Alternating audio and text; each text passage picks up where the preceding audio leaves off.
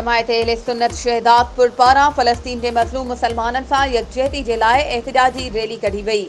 एहतजाजी rally में शहर के मुख़्तलिफ़ मज़हबी, सियासी, समाजी ऐं वापारी तंज़ीमुनि शिरकत कई। एहतजाजी रैली स्टेशन चौक खां शुरू थी प्रेस क्लब शहदादपुर पहुती।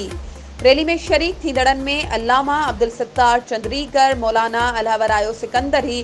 जमायत अहले सुन्नत जे हाजी नासिर मुजाहिद शेख, पीर अकराम रज़ा, मतीन अवेस मुस्तफ़ाई,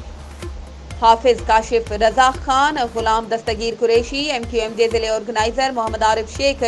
प्रेस क्लब शहदादपुर के सरपरस्त आला इरशाद ज़फर बुखारी, शहदादपुर सिटीज़न अलायंस के सदर राना अब्दुल सत्तार राजपूत, जमायत इस्लामी आसिफ महमूद कुरैशी, अल्लामा समर अली शाह, एहसान अली शाह, मोहसिन वसाण, हाफिज रज़ाउल्ला,